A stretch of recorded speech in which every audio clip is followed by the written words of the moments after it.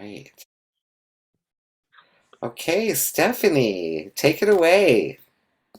All right. Welcome, everyone. Thanks for tuning in to another episode of From Here to There.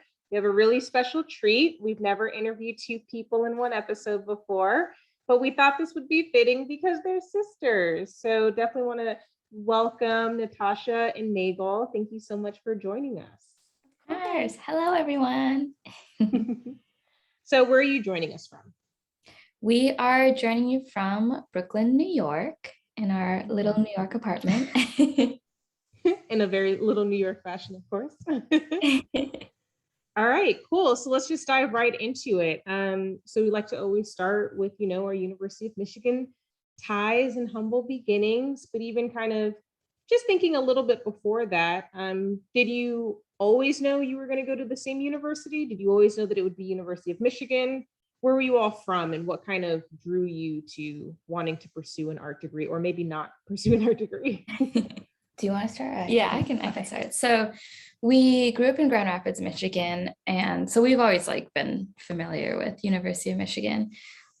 We were also both really art driven growing up. And also we did math and science as well, but arts were kind of what we enjoyed the most. And we didn't really think about art school until our art teacher, she thought we were in high school, she thought we were juniors when we were freshmen or something.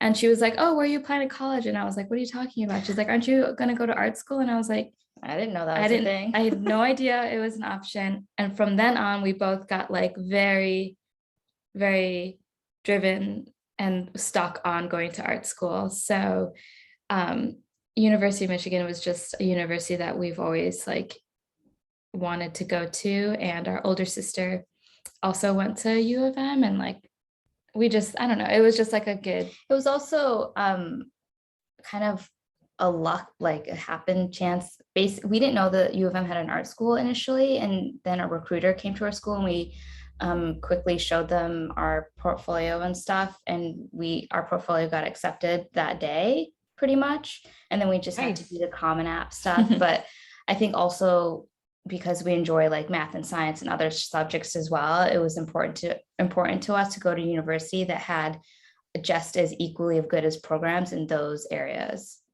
Nice. So what were your portfolios looking at that point in time? Were you drawing? Were you painting? All photography? What were illustration, drawings. We had some photo stuff, but what we showed the recruiter was all of the stuff that we made in class. Mm-hmm. So all mainly drawing and painting. Nice. It was a lot of still life drawing too. We both took a drawing class at Kendall College of Art and Design when we were seniors in high school. So we had some higher level drawing in our portfolios respectively. So lots of still life, just fine art type of drawing. Nice. Okay. So you made your way to University of Michigan, following in your big sister's footsteps, but also kind of forging your own. Were you there for the full 4 years? Mm-hmm. Yep. Both of us. Yep. Okay, awesome. And what kind of classes were you taking in your junior or senior year? So after all of the prerequisites for art school after sophomore year, are you talking junior, senior, and junior of college, or? Yes. Okay. Yeah. So I personally, there was a moment where I thought I was going to go full graphic design after sophomore review, but it's a field that I just couldn't comprehend very well. I liked it, but then when it came to actually doing it, I was like, oh no, this is not for me. I cannot do it. And I had done a lot of photography, and it was a lot of more lifestyle commercial photography. So not necessarily fine art or museum, or documentary. Yeah. It wasn't anything like that. It was very much headshots and, my attempt at doing fashion photography. So after sophomore review, I decided to switch my major to a BA, and then double minor in women's studies, gender, race, and nation, that focus for women's studies, and then American culture.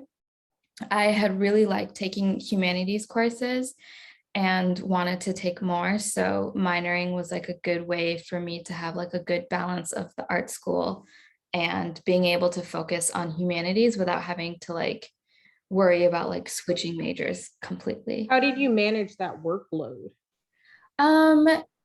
It fit within the credit requirement because I'd already like loaded up on humanities like freshman and sophomore year. So I didn't have to take as much. And the art classes I took my junior and senior year was like scientific illustration, metals. I really wanted to take classes that I might not have access to those fields after graduating. So the small metals class was like a huge priority for me with Anne Mondro, and I really, really liked that. And my humanities classes, I just picked whatever seemed interesting. What about you, Meg? I mean, kind of similar. I think after sophomore review, I also realized that a BFA didn't necessarily make sense for me because it wasn't necessarily aiming to go into the fine arts track. And for both of us, we started like doing professional photography in high school and continued it through college. We didn't take any photo classes in college or even in high school, but it was something that we were doing on the side. And obviously it informed a lot of the work that we did at school, like some of the, I think everything has been renamed, but some of the CFC classes and TMP classes. That's okay, you're fine. But I took this one class that was all on HIV and AIDS, and it was like across like it was like a women's studies and also anthropology class. And I had basically I basically had a really influential GSI, and I like talked to her and just wanted to take more women's studies classes and realize, okay, BA makes sense. I can still take enough studios that I want to take and also then take a bunch of women's studies classes. And I think it just ended up naturally working out where what I was learning in women's studies and anthropology, because I did a minor in anthro and women's studies, really informed like my view in photography and art and how I approach things and how I see things. And I didn't realize that at the time. It's really easy to like look back and be like, oh yeah, duh, 1 + 1 = 2. But it just kind of worked out where I could, kind of make my own course. And similar, like Natasha was saying, like taking studios that you might have access to after graduation. I wanted to really focus on taking studio classes where there were skills that could apply to me no matter what type of artist I was going to be. So like some graphic design, web design, anything that essentially would teach me the Adobe programs. And I think our senior year, they rolled out some mini courses on the Adobe programs that like I took. I think 3 of them was like Illustrator, InDesign, and Photoshop or something like that. Yeah. Illustrator and InDesign. Yeah. We did both of them. We had some crossover classes. Yeah. Nice. And just for those who aren't aware, so GSI, right, graduate student instructor. So that's really cool that you had that experience. What are some skills, or maybe before I ask that question. So it seems like you were doing a lot, just kind of with humanities and within the art school too. Were you pursuing internships or any extracurricular clubs or things? Like, what were you kind of doing, thinking ahead for? It sounds like you were already thinking ahead, like, okay, what classes can I take and expose myself to that's going to help me after? Adobe programs are a great example, right? Those can be costly, especially right after you get out. So to already have that, and like you were saying with metals, also super smart to do that. How does that transfer to some other things you were thinking about that you wanted to prepare yourself for life after graduating? Was that in like interning? Was that in some clubs you were doing? Were you seeking some professional experience in other spaces outside of your classes? So I did Shea Magazine and the Michigan Daily newspaper very briefly, but I think Shea Magazine was more in line with what I was interested in terms of like lifestyle and fashion photography at the time. The Daily I only did for a semester, and I was like, oh, journalism photography. Nope. I don't really know about it. It's not really what I want to focus on, but I loved everyone that I met there.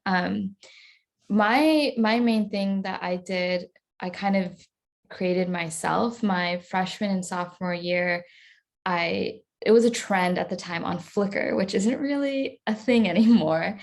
But there are a lot of photographers that were going more viral, I would say, or trending on Flickr were doing 365 projects where they posted a portrait of some sort every day. Many times they were self-portraits. I was really fascinated by those, so I decided to do one myself, but it was where I photographed someone different every day for an entire year.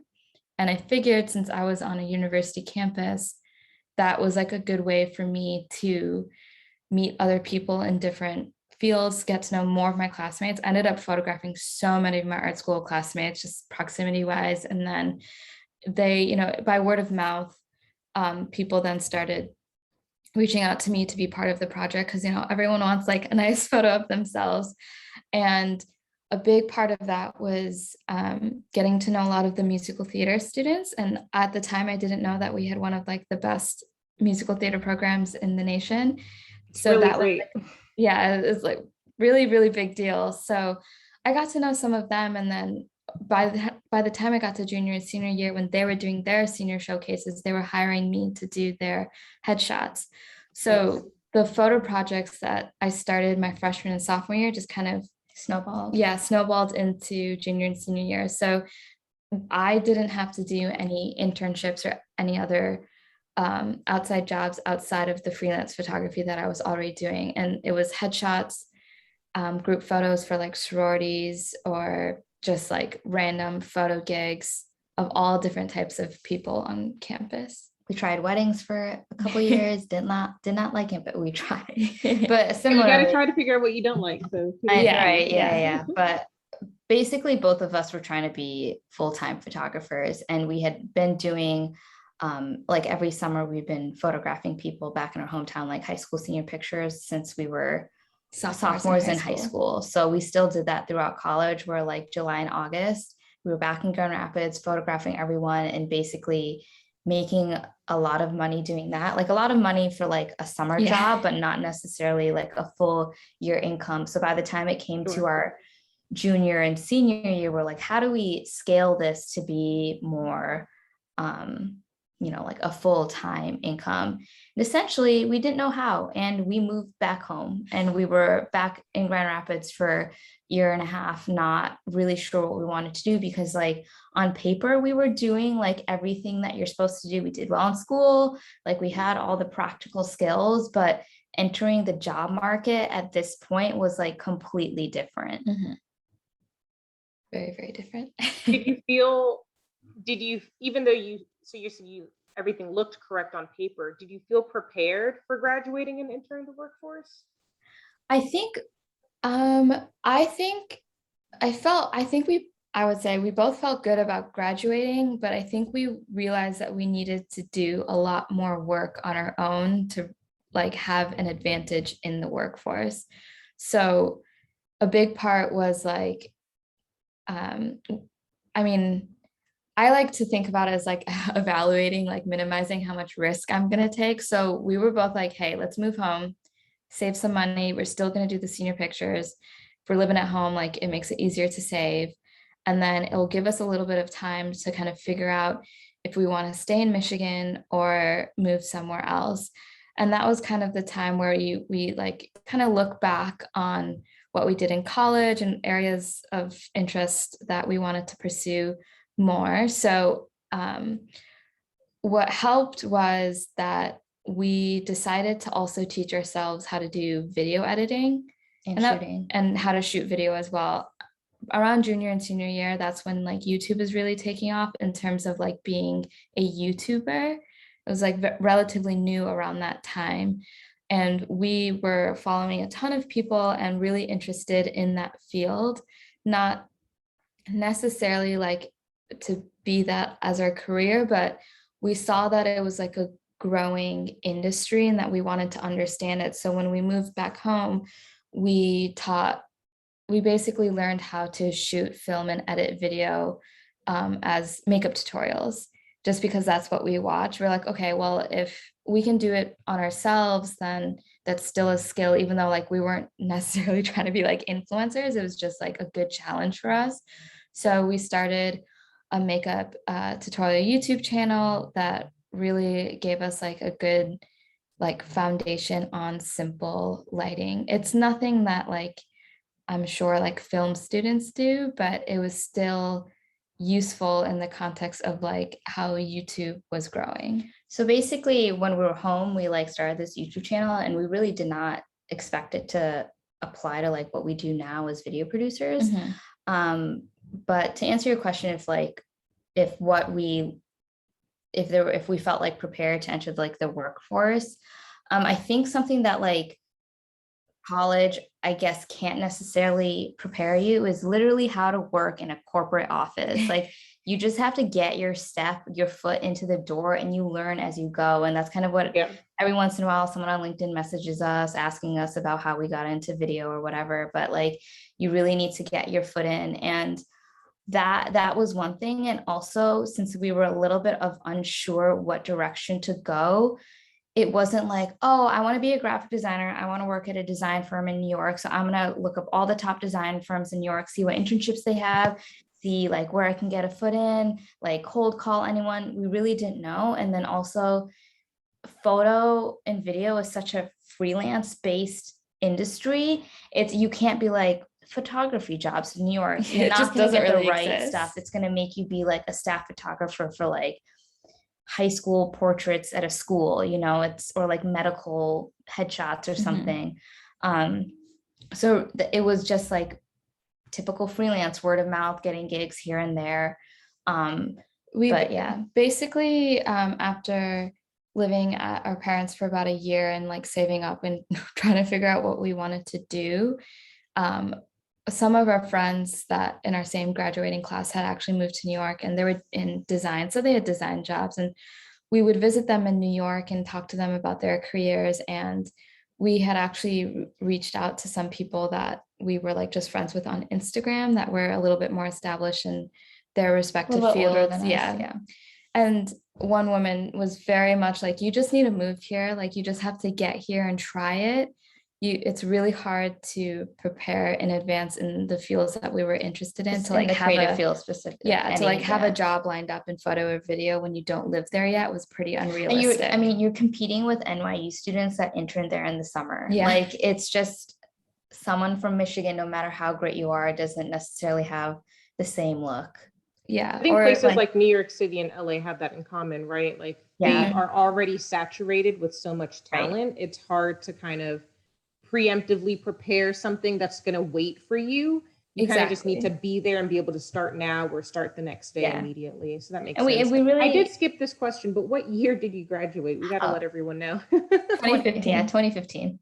Okay, cool. Thank you. Go ahead. So by the time we moved to New York, is like a year and a half after living at our parents. And then we both gave ourselves like 1 year to like get it together, like get a job, because we wanted corporate jobs. Like we moved here with the idea of being headshot photographers, like fully freelance, but we kind of learned quickly that we didn't want to do that because the industry it's kind of like old money, old names. I don't know. We can be transparent here. What? I said we can be transparent here. It's just like all the high paying jobs are tied up with old people. Anything that you would do as a new freelancer in photo in New York would be severely like assistant level, or moving C-stands. Right. I think by that point we'd been doing photo for so long, we were starting to feel a little burned out from it. Very burned out. It was like 10 years almost. Meghal's like, I was ready to retire. We were like, okay, well, we're gonna do photo because that's like what we feel the strongest in. But then we got here and we were like, I don't think I have the stamina to like compete with everyone else. Like a lot of people do have that drive, and I was like, that's fair. That's fair. And kudos to you all for even identifying that. I think it's really important to identify like what you have the energy for, and then what you're willing to do.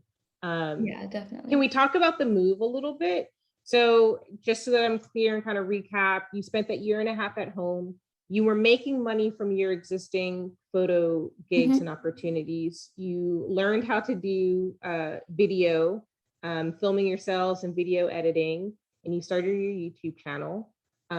Was it purely your income from photography that afforded your move? Did your parents support your move? How did you afford a place? So it was both. Our parents helped us out the first year that we were there in New York.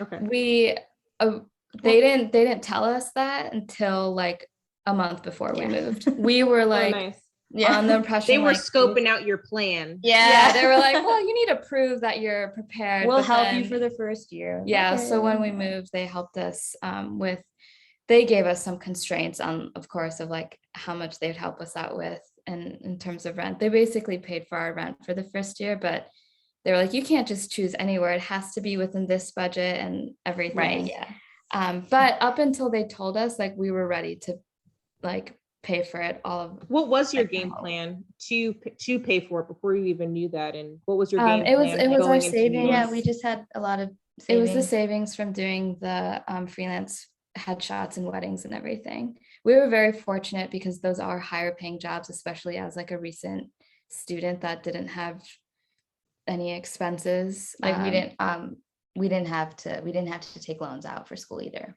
Yeah, Okay, since we nice. went in state, yeah, we didn't have any other expenses. So everything that we did for work just went straight into savings. We didn't even spend it as like students, barely spent our money. Yeah. We're very much like aggressive savers. That's good. And was the game plan always for you to stay together, to be together, No. to move together? No. Like what In general, what it's made that never. happen? It's never the plan. Even it when we just went to happens. college, it wasn't the plan. We just gravitate We towards like, the same I thing. applied to other schools. We I tried, don't- even yeah. growing up, we tried doing different sports. We end up liking the same thing. Yeah. Our parents put us in separate classes growing up, but I guess Something here will we are. happen and you end Yeah. up in the same class anyway. Yeah, exactly. We would sign up for our classes separately, not talk to each other, and then end up signing up for the exact same classes. Like we wouldn't even discuss it beforehand. Then we'd have the same list. Same exact list. That's So- wild. But So how yeah. did that first year in New York go? What was rent? Even though your parents were helping you with it, I think it's so good for people to know realistically, like what is a humble, So bit of rent? We It was had- hard. Yeah, it was rough. So wait, sorry, what was your question before? What was your first year in New York like? And then what was that cost of that rent? Okay, so the first year was pretty rough. Our rent individually was $925 per person, and we had a third roommate. So, and when we told other people in New York, they were like, wow, that's so cheap. And I was like, no, it's not. But so our budget was to get it under 1,000, and that was pretty tough to get that an apartment that wasn't like really far away from a train. But we didn't really have that much like. I think we didn't. So I think one thing that was really hard is that we didn't have language for the industries that we were in. So when we were searching for jobs, all we knew was like photo, but we didn't know even really like studio manager, photo assistant, photo producer, associate producer. Like the word producer, I had never heard of in the context of my field. And so we didn't have those, like just even those keywords to search for. So like the first few months when we were here, like we would apply for photo related jobs, but like it wouldn't go anywhere, like interviews here and there, like even things that were combining design and photo. It was just kind of just like a cloud, like we just didn't know. A lot of empty searches. I used to look up companies that I liked and just go to their job boards and see if there's anything that was somewhat artistic that I could apply to. And then you there was found nothing. Yeah, so I got a job first. Did you get the first job? What was that? No, you answered it. You said you got the first job. Yeah, so 6 months after moving to New York, I'd maybe done like, I did like a tiny assisting thing for this woman named Deepika, who is a YouTuber, and I got connected with her because her friend went to U of M, who was with a friend of a friend. So I got connected with her through an alumni thing, and then I assisted her, like literal personal assistant type stuff for a few months, and I was like, oh, don't want to do this, but basically helping her make her YouTube content. Yeah. Gotcha. So I helped her a little bit. That was like a tiny gig. And then about 6 months after that, I was just looking up photo jobs, and I saw a job for a company named Tatley needed a part-time photographer. And I feel like that was the only time where I've ever cold applied to something and it actually worked out.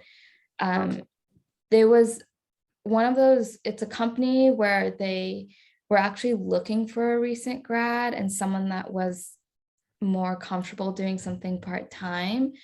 They were in a tighter spot where that was actually harder to find because a lot of other photographers are looking for higher paid gigs, or they have a very established freelance cadence set up, but they needed someone that was like super flexible. And when I applied, I just applied with like tiny cover letter and then my portfolio, and my portfolio consisted of, I believe it was only 15 images, and we had just redone our websites, and we had gone to the senior year, they had the portfolio reviews, and one person that we talked to, Mike Campau, told us, like, he gave us like really good advice during that career fair portfolio review, was like, you don't need to show people that you do a lot of work, just show your 10 best images and that will speak for itself. So that's great advice. Yeah, it was really, really good advice. So we had just redone our portfolios, and I applied with that, and then I got like an interview the next day, and then I started like 2 weeks after that or something. And I was at Tatley for 2.5 years, which is a year and a half too long. Did you transition from part-time photographer into another role while you were with them? No, which is the problem. Oh, yeah. So I was doing part-time. I was making just enough where like I didn't have to worry about my bills or expenses, because our parents again only helped us out during that first year, and after that it was like nothing, which is totally fair. So I was able to like be okay money wise, but professionally I was not happy with where I was. And it was really tough for me to get out of the photo field because I was already burned out when I started it. I loved my job, I love my coworkers, but it was not somewhere that I could really grow from. Oh, I just lost your audio for a second. Oh, you're back. Go for it. Okay. Oh, I was just gonna say, so for me, you had found, I think Tatley was like 8 months into us living, I don't know, but where did you find Tatley, by the way? Was this LinkedIn? Was this a Google search? Was this my job board? Yeah, Indeed. Okay. Yeah, I think Great. Indeed or Google Jobs, something, one of those like really basic like searches. Yeah, sure. But they were a small company and they were always tight on budget, so that's like why I couldn't really grow in that company. Sure. So when we moved to New York, we were still making our like YouTube stuff, like makeup tutorials, and we had grown like a small audience from that. So we had like tiny little things we would do, like brand deals here and there, but like really, really small, like nothing compared to what we were getting photo wise. But basically through that and through the person Natasha was assisting, someone from Refinery 29 saw our Instagrams and asked us to be in a few of their makeup videos. They used to have this show called Shortcuts, where there's like 30 to 1 minute second makeup videos that they would put on their the Facebook page, the Shortcuts Facebook page. So we did that for them. We were so excited because we had been like very familiar with Refinery 29 and all their work. But because of that, we now had a contact at the company and we knew someone there that, we didn't like apply for it. It was like a complete freelance thing. So I always had been looking at their job board for jobs because I was like, it's digital media. It's something I'm very familiar with. I like their image and everything. It was also the time where all these companies were starting their YouTube channels. This was like the heyday of BuzzFeed. It was like right when investors started to invest in video because they saw how much money BuzzFeed was making with when they made their like BuzzFeed yellow, red, blue channels. So Refinery, I think that was a time when they had this like $1 million investment. So they were building out their YouTube team, and they had for a few years already, or not YouTube video team, but they just started to invest money in YouTube. So I had basically once, I think I don't know, it was like June or something, I saw a job to basically help produce the show that we were on. And I interviewed for there and didn't get it. Like I found out later that it was some internal stuff. And then that September, I saw that they had a job for an associate producer on their YouTube channel focusing in beauty. And it was like the perfect storm. So I applied, I had a connection. You made a deck? I made a deck of everything that they needed to do to improve their YouTube channel. So like I did well beyond what the application asked for. And I basically got the job the day after I interviewed. And then I started working at a refinery. And I think something that was very interesting about that. So I saw that it was an associate producer, you know, make YouTube beauty videos. I thought that I would have to shoot the videos myself, edit them myself, and like come up with all the ideas. And it wasn't until I started working there and after the interview that I realized, like, as a producer, you're just like one of a big team. Like it's not one person making a video, but that's all I knew. Like we didn't go to film school. Not like we're not film buffs. Like I have no idea what a production crew looked like. Like I have no idea.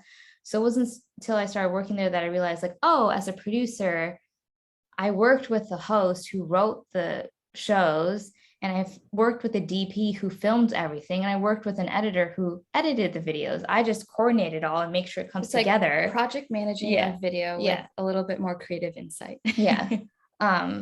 And I just fell into that. You know, I was still trying to look for photo jobs, you know, simultaneously being burned out by being the only creative person, like doing all parts of it.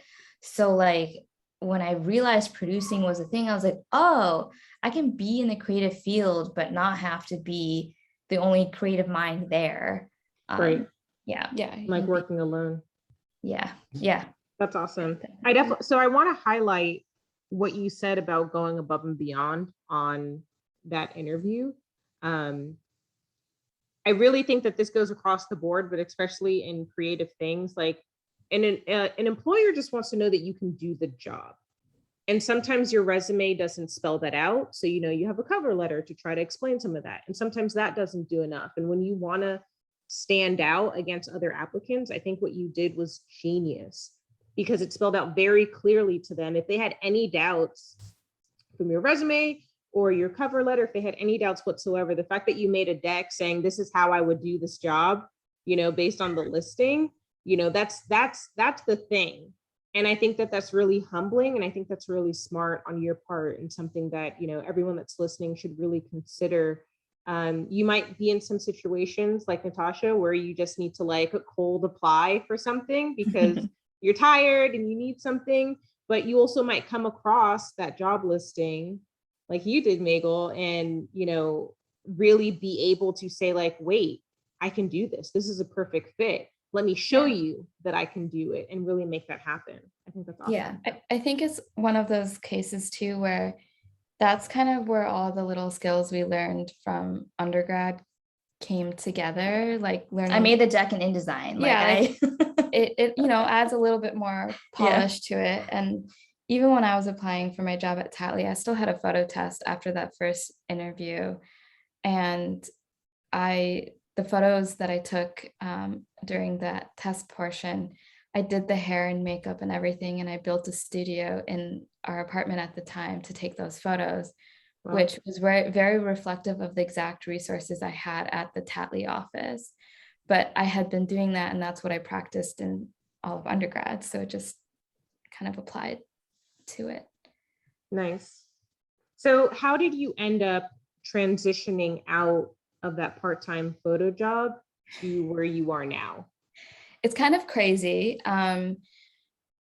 It's a little like random. So basically, Tatley, when I first started, there was a makeup artist who had worked on a shoot with them right before I started, and her name is Katie Jane Hughes. And at the time, she was just like any other makeup artist in New York, and she lived by the office. So I got to know her. And over the years, she actually ended up becoming like a very, very well-known makeup artist and celebrity makeup artist. And I had run into her on the street, and we got coffee, and I was just telling her like, oh, like I think my time at Tattly is like at its peak, like I'm ready to leave. And she actually put me in touch with one of her celebrity clients that was looking for a social media manager. So, Nice. which was good and bad. It was one of those things where, unfortunately, I was just trying to get out as soon as possible, get out of Tattly. Like I would take anything. I felt like really stuck in that job. So I got the job working for this celebrity, and it was very much like a all hands type of thing, photo, video, captions, like Do everything, managing, six jobs in one. managing client relationships, like flying everywhere where she went. It was a job on paper that is a dream job, but in reality, it was very much like Devil Wears Prada. Like you had no life. I was not sleeping. I was like stressed every morning. Or eating. But yeah, or eating. I was not eating. So the good thing is that that job exposed me to very, very high level video work and big productions. The bad thing is it's just like a bad job. So at that point, I was there for like 2 months and I could not do anymore. So I actually cold quit. I was like, this is gonna hurt me more if I stayed than if I were to quit. And I knew that I had just gotten just enough experience with her that if I quit, I would be okay for my next thing. And at that point, it would have been like my second actual corporate job on my resume. And I could kind of sense that I was not in that same position as a recent grad with like no like corporate work experience. So after I cold quit, I ended up about a month later getting a job at Refinery 29 in the branded side. So this was after Meghal had left, but they were looking for another associate producer for a branded deal. And branded was more in line of what I worked with, and more in line of what I did for this celebrity was like branded partnerships. So my skill sets that I learned with that celebrity translated very well for branded. And then hand in hand. Nice. Yeah, so that was in 2020. So I worked at the beginning of the year, I worked on a branded series with Refinery. It was just like a 6-episode thing they were shooting with Walmart about home tours. And then COVID hit, and then they absorbed me into the company because they needed someone. They were scrambling to find someone that knew how to edit video. Wow. They had just gotten a partnership with Google Web Stories. Basically, it's a beta platform that is formatting video content to read like Instagram stories. So I was basically taking their old YouTube videos from like 2017 all the way up to 2020 or however that point was, and just editing them, doing very, very simple cut downs of pre-existing videos. And then I worked there for the rest of 2020. I had a year-long contract. And then that of course got a lot of like video experience under my belt. And then I was unemployed from January to March. And that's when I applied for my job at Food 52. And I started at Food 52 in April. Nice. And what's your role at Food 52? I'm a social media video producer. So everything I did came together, knowing good photos, how to work with talent, directing talent, working in the social world, like when I worked for the celebrity, all the way to doing a lot of short form video editing at Refinery after COVID hit. It all came together. And this is right when companies started their TikTok accounts. And no one knew about TikTok. I'm obsessed with TikTok. So I felt like I had an upper hand when I was interviewing. I was like, let me tell you about the trend sounds, people, food, other categories. So yeah, that it all kind of came together. And that's like, I think the first time after 4 years where I felt like, oh yeah, I got this job. Like I knew that I was like in a good place, but it was a long time, a lot of pieces that added up to that. I love it. Just a reminder, everyone, if you've got questions, feel free to drop them in the chat. We'll transition over to Q&A shortly. But definitely want to hear what happened when you left Refinery 29. Where'd you go after? And how long were you there for? I was there for almost 2 years exactly. And some Not people long enough to refer your sister, but she got it. and some people don't like talking about this, but I like telling people I got laid off. And Okay. it was really upsetting because I was told I was one of the best people there. They are just horrible with their money and all of this stuff. Like there's a lot of internal politics, but basically I got laid off. So I wasn't necessarily planning on leaving at the time I did. I Sure. thankfully had already started applying for new jobs because I could tell something was coming. They, ever since I joined, had layoffs every financial quarter or financial cycle they had. So like, I just knew it was a matter of time. It wasn't necessarily anything personal. And I was also just, there was no growth in the job. And so I got laid off and basically got drinks with a group of friends, people who used to work at refinery at other places, and then people who had also been laid off at refinery. And I was like telling them all this stuff. And one of the girls, her sister, works at Condé Nast, which is a few blocks away from refinery. But basically her sister worked at Condé Nast, and I was like, oh, I'll just like pass along your resume, see if she's hiring, because she's always hiring people. And I got hired as a video producer for Epicurious and Bon Appetit. So then that was like truly like timing. I obviously like had, I had the like skills, but like I was one of the last people that she hired to finish building out the team. So I got laid off at the beginning of August and started in September. And then I was there until I was there for a year before I left, which was end of 2020. Was it a year-long contract or did you make the decision to leave? It was, so the thing, which is really tricky, it was technically a contract, but it's like an ongoing contract. A lot of the jobs in video are permalance, so you're not fully staffed, which is, in my opinion, really messed up. Basically, you don't get all the benefits. Yeah, you work full time, but you don't get corporate benefits. You get like the bottom of the barrel health insurance, and that's it. I'd been asking to be made staff, and I wasn't made staff. Then the pandemic hit, and they were like apparently stopping conversions from freelance to staff because money stuff. I have a lot of opinions on that. Of course. I don't know if that's necessarily fair or true while people are still getting promotions during the pandemic. But just where they decide to allocate their funds. Right. It's classic like corporate. The politics of corporate. Yeah.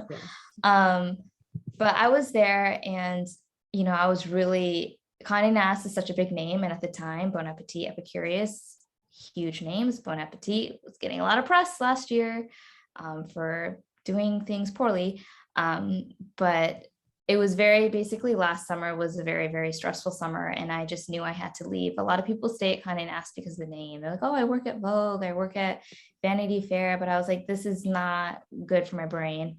I got all the skills that I could get. Even though it was only a year, I knew that I would have to stay there much longer to be able to grow. Instead, I could just leave into a job where I could grow. So after Condé Nast, I got a job at Dotdash as a video producer. And I had told myself, I kind of did what Natasha did when she left Tatley, like take a job, like anything. Yeah, I mean, gotta get out. I had told myself when I entered video that I would not take a job where I would have to do multiple roles, where I'd have to edit video and produce it. And this Dotdash one was that, where I was editing and producing videos. And it was fine for a while, but I slowly got really exhausted by it. And I think it was my boss at the time was really understanding and was like moving me away from that, which was really good. But it just so happened my old coworker from refinery had reached out about a job at her current place, which is Insider. They own Business Insider, about needing a managing producer to manage their beauty video team. And at that point, which was May of this year, I was really like looking for jobs that were more like one step above. So like more managing and supervising jobs, because being in production, even though like we're currently remote, I was on like, I would have do all my shoots over Zoom. So when I was at Condé Nast, I was on 10-hour Zoom calls. And when I was producing my videos at Dash, there were 4-hour Zoom calls. And even being in the studio on set is just very exhausting. So I wanted something that was more managing, also just to like grow career-wise. So they basically had it. Yeah, they basically had an opening for a managing producer, and I ended up getting the job. And it's again one of those special skill sets. You have to know beauty to like have the job that I have, where when you look at video, there's people that know video and they like know all this stuff, but they don't necessarily understand the subject or understand digital video. So that's it's a lot of like big one is understanding digital video and like trends and the internet. So like when both of us working in social video, like that's a huge part of it. Cause like someone coming out of film school, yes, they can like shoot a feature film, but they can't necessarily make a YouTube video or a TikTok. Yeah. So it's like a perfect translate those basic like video skills, but then apply them to what's trending in the different platforms. Yeah. So when that was like a big part, I think that made each of us a little bit more unique applying for these producing roles, is that we are applying for jobs that kind of cater towards like YouTube first content or short form video, but we're also people that consume that type of video constantly. Like, you know, I'm on TikTok like at least 3 hours a day. And before that was watching tons of YouTube. And I think one of the skills that we learned from undergrad, from like our humanities classes and working on our own independent projects, is kind of seeing how all of those aspects come together, like knowing how to analyze things. So when we watch all these YouTube videos or TikToks, knowing how to visually analyze them and culturally analyze them, and deciding like or describing why it's doing well. So when you're joining teams that are building up their channels for their first time, it's everything from like, hey, you need to do your YouTube thumbnails this way, to like, can we please diversify our cast and light them better and edit the color properly and use this type of language, all kind of comes together in producing.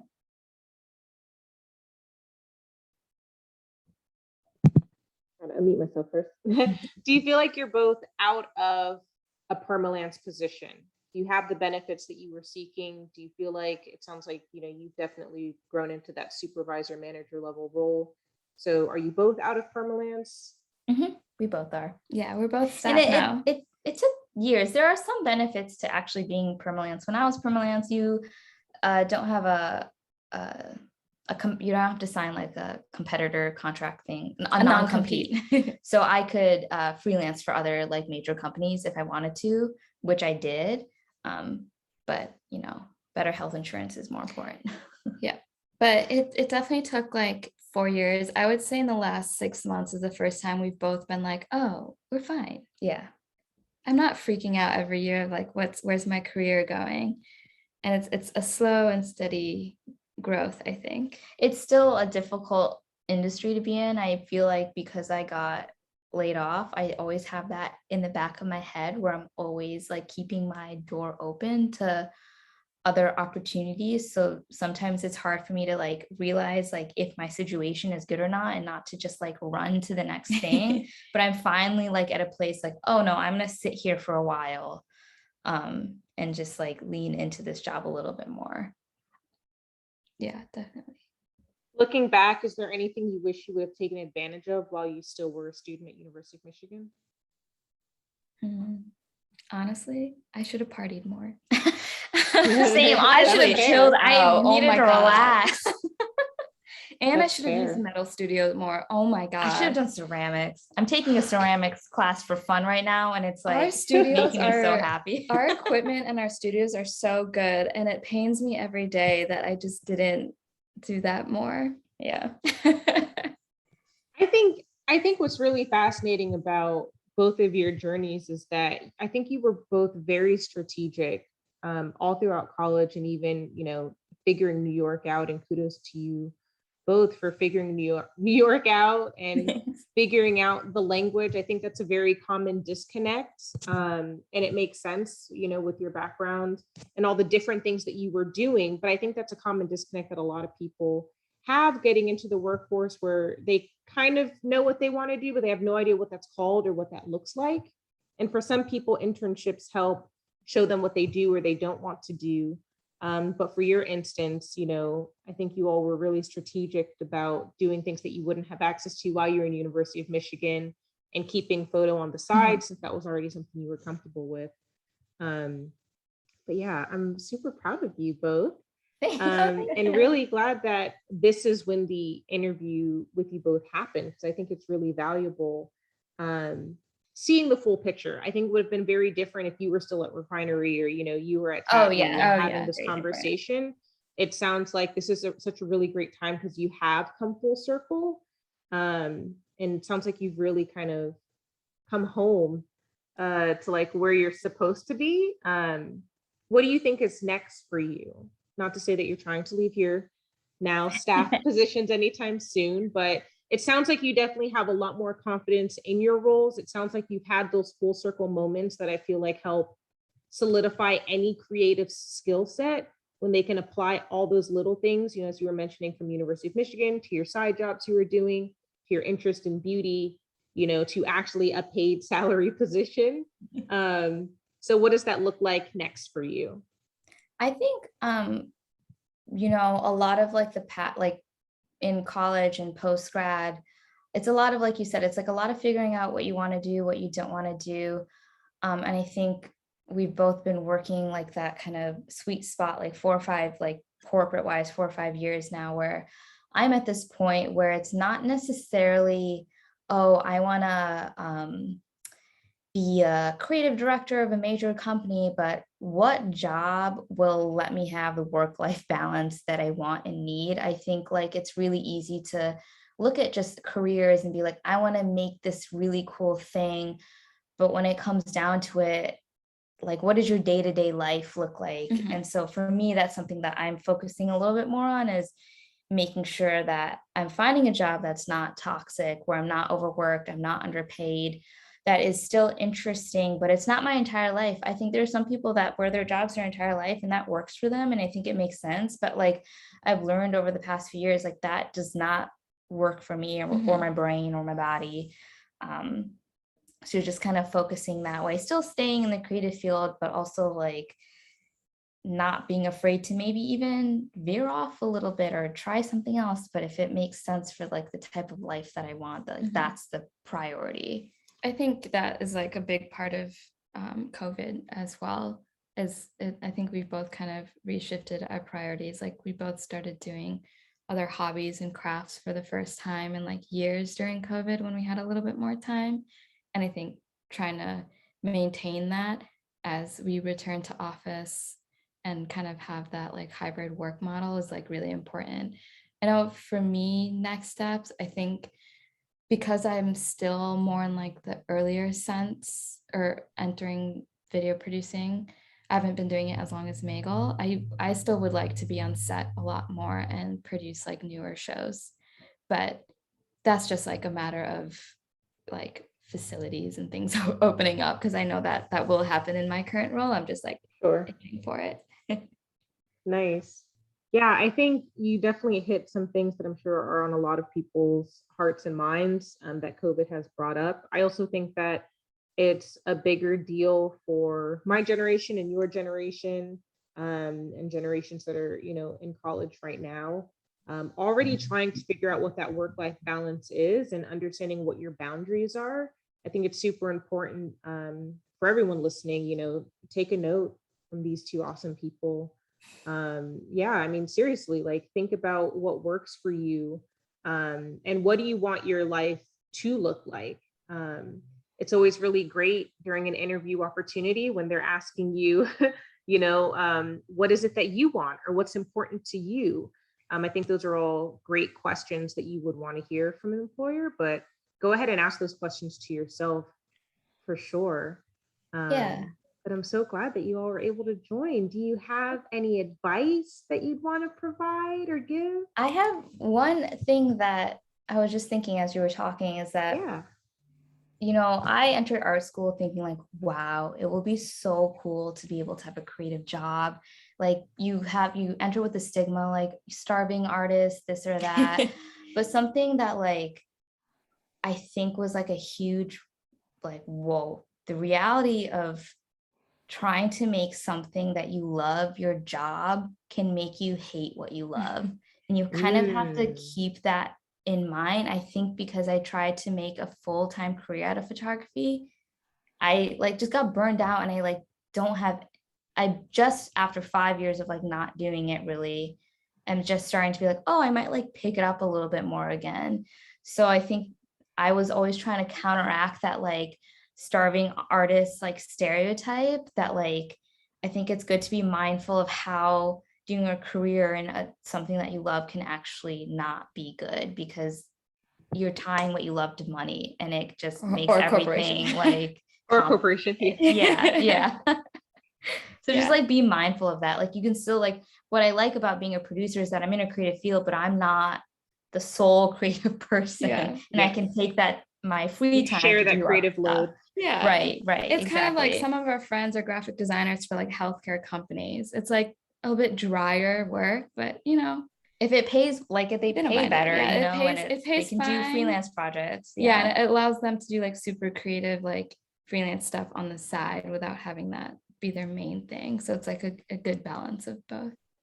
I like that. Think about where you want to share your creative energy. Yeah. Well, thank you both for joining. This has been amazing.